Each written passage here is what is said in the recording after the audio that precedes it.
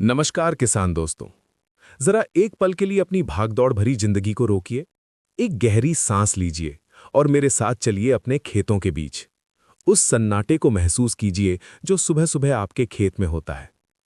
कल्पना कीजिए कि आपने अपनी जमीन को तैयार करने में कितना पसीना बहाया। आपने सबसे महंगा बीज चुना, कड़कती ठंड में रात रात भर जागकर सिंचाई की, दोपहर की चिलचिलाती धूप में खाद डाली। आपने उस पौधे को एक छोटे बच्चे की तरह पाला पोसा। और फिर वो दिन आया जब आपका खेत फूलों से लद गया। सफेद, पीले, बैंगनी रंग के फूलों की एक चादर बिछ गई। उस मंजर को देखकर एक किसान के दिल को जो सुकून मिलता है, उसकी कीमत करोड़ों में भी नहीं लगाई जा सकती। आप मन ही मन खुश होते हैं। आप हिसाब लगाने लगते हैं कि इस बार फसल बम्पर होगी, इस बार बिटिया की शादी धूमधाम से होगी, पुराना कर्ज उतर जाएगा या ट्रैक्टर नया आ जाएगा। वो फूल आपके लिए सिर्फ फूल नहीं है, वो आपकी उम्मीदें हैं, वो आपके सपने हैं जो टहनियों पर लटके हुए हैं। लेकिन फिर एक सुबह आती है, एक मनहूस सुबह। आप खेत पर पहुंचते हैं, चेहरे पर मुस्कान लेकर, लेकिन जैसे ही आपकी नज़र जमीन पर पड़ती है, आपके पैरों तले से जमीन खिसक जाती है। आपका दिल बैठ जाता है। वो फूल जो कल तक पौधे की शान थे, जो कल तक आपकी उम्मीद थे, वो आज जमीन पर मरे हुए पड़े हैं। पौधे पर सिर्फ खाली डंठल बचे हैं।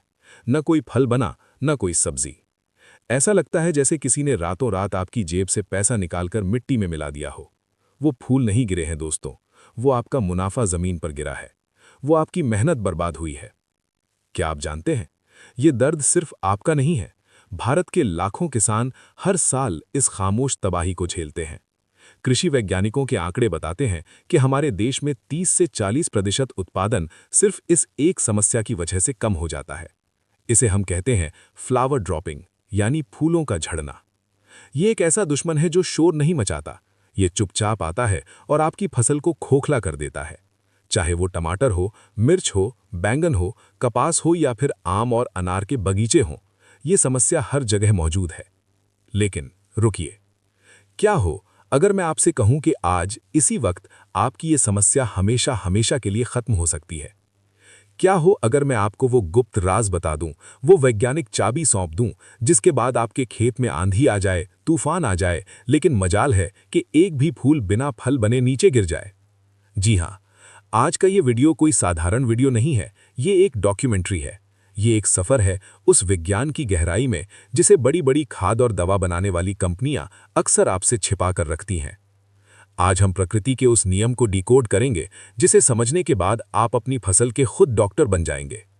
अगर आप अपनी खेती से दोगुना उत्पादन लेना चाहते हैं और अगर आप अपनी मेहनत को बर्बाद होते हुए नहीं देख सकते, तो अगले 20 से 25 मिनट अपनी जिंदगी के सबसे कीमती मिनट मानकर इस वीडियो को अंत तक सुनिएगा।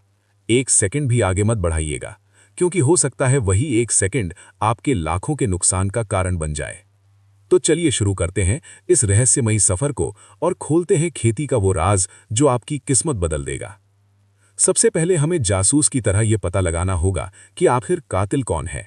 आखिर वो कौन सी वजह है जो एक स्वस्थ पौधे को, एक माँ को, अपने ही बच्चों यानी अपने फूलों को गिराने पर मजबूर कर देती है। पौधा कोई निर्जीव वस्तु नहीं है, उसमें भी जान है, उसमें भी भावनाएं हैं। जब एक पौधा फूल गिराता है तो वो रो रहा होता है। वो आपको संकेत दे रहा होता है कि मालिक, मुझे बचा लो, मेरे अंदर कुछ गड़बड़ चल रही है। फूल गिरने के पीछे मुख्य रूप से 4 बड़े कारण होते हैं, और मैं दावे के साथ कह सकता हूं, 100% गारंटी के साथ कह सकता हूं कि इनमें से तीसरे और चौथे नंबर की गलती आप अपने खेत में अभी इसी वक्त कर रहे होंगे। और जब तक आप उस गलती को नहीं सुधारेंगे, आप बाजार से दुनिया का सबसे महंगा टॉनिक ले आएं, सब बेकार है, सब पानी में जाएगा। आइए पहले कारण की गहराइयों में चलते हैं। पहला कारण है कुदरत का कहर, जिसे वैज्ञानिक भाषा में हम थर्मल शॉक कहते हैं। देखिए, जब हमारी फसल फूल बनाने की अवस्था में आती है तो वो अपनी जिंदगी के सबसे नाजुक दौर से गुजर रही होती है।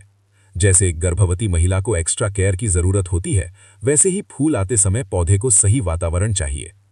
फूल के अंदर बहुत बारीक धूल जैसे कण होते हैं जिन्हें हम परागकण या पॉलन ग्रेन्स कहते हैं।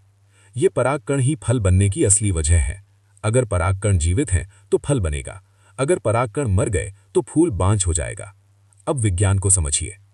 अगर आपके क्षेत्र में अचानक तापमान बहुत बढ़ जाता है, मान लीजिए 35 डिग्री के ऊपर चला जाता है, या फिर रात का तापमान बहुत ज्यादा नीचे गिर जाता है, तो पौधे को सदमा लगता है। इस सदमे में फूल के अंदर मौजूद वो नाजुक परागकण सूख जाते हैं।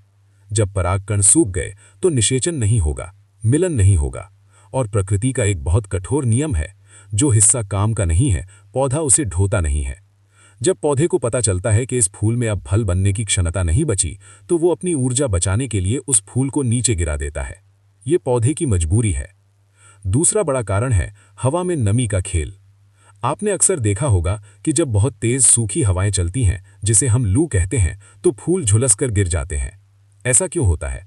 क्योंकि फूल की पंखुड़ियां बहुत कोमल होती हैं, उनमें पानी की मात्रा बहुत कम होती है। सूखी हवा उनका सारा पानी चूस लेती है और वो मर जाते हैं। और इसका उल्टा भी उतना ही खतरनाक है। अगर फूल आने के समय लगातार बारिश हो रही है या कोहरा छाया हुआ है, तो फूलों के डंठल पर फंगस लग जाती है, वो गल जाते हैं और टूटकर गिर जाते हैं। अब आप कहेंगे कि भाई, मौसम पर तो हमारा कोई जोर नहीं है, हम सूरज को ठंडा नहीं कर सकते और हवा को रोक नहीं सकते, तो हम क्या करें? यहीं पर आता है इस कहानी का सबसे बड़ा मोड़, तीसरा कारण। और ये कारण कुदरत ने नहीं, ये कारण हमने खुद पैदा किया है। ये है किसान की सबसे बड़ी गलती। इसे बहुत ध्यान से सुनिएगा, ये आपकी खेती करने का तरीका बदल देगा। तीसरा कारण है गलत समय पर गलत सिंचाई। अक्सर हमारे किसान भाइयों के मन में एक बात बैठी हुई है कि अरे वाह, खेत में फूल आ गए हैं, अब तो मुझे इसे पेट भरकर पानी पिलाना चाहिए ताकि मेरा फल मोटा बने, चमकदार बने। और बस यही वो पल है जब आपने अपने पैरों पर कुल्हाड़ी मार ली। आपको पौधे के दिमाग को पढ़ना होगा। पौधे की जिंदगी में दो चरण होते हैं। पहला चरण है बचपन और जवानी, जिसे हम वानस्पतिक वृद्धि या वेजिटेटिव ग्रोथ कहते हैं। इसमें पौधा अपनी लंबाई बढ़ाता है, नए पत्ते निकालता है, टहनियां फैलाता है। दूसरा चरण है प्रजनन अवस्था, यानी रिप्रोडक्टिव स्टेज। जब पौधा ये सोचता है कि अब मैं काफी बड़ा हो गया हूं, अब मुझे अपने वंश को आगे बढ़ाने के लिए बीज पैदा करने हैं, यानी फल बनाने हैं। अब यहां एक मनोविज्ञान काम करता है। अगर फूल आते समय आपने खेत को पानी से लबालब भर दिया, तो पौधे को एक गलत सिग्नल मिलता है। पौधे को लगता है कि माहौल बहुत शानदार है, पानी की कोई कमी नहीं है, खाने की कोई कमी नहीं है, मुझे मरने का कोई डर नहीं है। तो पौधा आलसी हो जाता है। वो सोचता है कि अभी फल बनाने की क्या जल्दी है, चलो थोड़ा और आराम करते हैं, थोड़ी और लंबाई बढ़ाते हैं, 4 नए पत्ते और निकाल लेते हैं। नतीजा क्या होता है? पौधा अपनी सारी ताकत, सारी ऊर्जा जो फूलों को मिलनी चाहिए थी, वो वापस पत्तों को देने लगता है। वो फूलों को गिरा देता है और वापस बढ़ने लगता है। इसे कहते हैं पौधे का वेजिटेटिव मोड में वापस चले जाना। तो समाधान क्या है? नियम क्या है?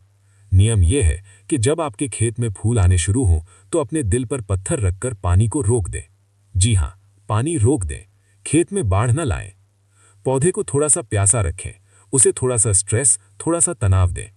जब पौधे को पानी कम मिलता है तो उसे डर लगता है। उसे लगता है कि शायद अकाल पड़ने वाला है, शायद मेरा जीवन खतरे में है।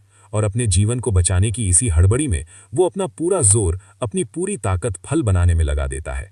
वो जल्दी से जल्दी फूलों को फल में बदलता है ताकि उसका बीज सुरक्षित हो जाए। इसलिए याद रखें, फूल आने पर सिर्फ हल्की सिंचाई करें। जमीन में नमी होनी चाहिए, लेकिन कीचड़ बिल्कुल नहीं होना चाहिए। अब चलते हैं चौथे और सबसे खतरनाक कारण की ओर।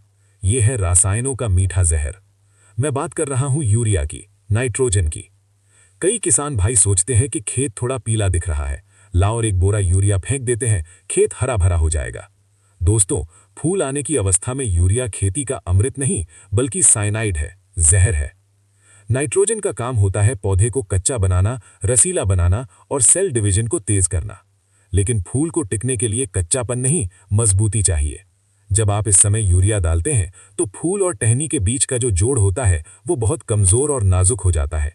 वो इतना कोमल हो जाता है कि हवा का एक हल्का सा झोंका भी उसे तोड़ देता है। इसके अलावा ज्यादा नाइट्रोजन पौधे के अंदर एक हार्मोनल असंतुलन पैदा कर देता है। पौधा कंफ्यूज हो जाता है। इसलिए आज ही अपनी डायरी में लाल स्याही से लिख लें, जैसे ही खेत में पहला फूल दिखे, यूरिया के बोरे को गोदाम में बंद कर दें, उसे खेत के पास भी न लाएं। तो अब तक हमने समस्या को समझ लिया, हमने जान लिया कि दुश्मन कौन है और वो कैसे वार करता है। लेकिन अब सवाल आता है कि आखिर समाधान क्या है? वो कौन सा संजीवनी मंत्र है, वो कौन सा ब्रह्मास्त्र है जो गिरते हुए फूलों को वापस टहनी से चिपका देगा, जो मरे हुए खेत में भी जान फूंक देगा? घबराइए नहीं, अब मैं आपको वो सीक्रेट फॉर्मूला बताने जा रहा हूं जो बड़े बड़े प्रोग्रेसिव फार्मर्स और कृषि वैज्ञानिक इस्तेमाल करते हैं। हम इस इलाज को 3 हिस्सों में बांटेंगे। चरण नंबर 1, फूलों का साथी। सबसे पहले हमें पौधे को वो तत्व देना होगा जिसकी उसे सबसे ज्यादा भूख है, और वो तत्व यूरिया या डीएपी नहीं है, वो एक सूक्ष्म पोषक तत्व है जिसका नाम है बोरॉन। अक्सर किसान भाई बोरॉन को नजरअंदाज कर देते हैं क्योंकि इसकी जरूरत बहुत कम मात्रा में होती है, लेकिन काम इसका बहुत बड़ा है। बोरॉन क्या करता है? बोरॉन फूलों का मैच मेकर है। ये फूल के अंदर एक बहुत बारीक नली बनाता है जिसे पॉलन ट्यूब कहते हैं।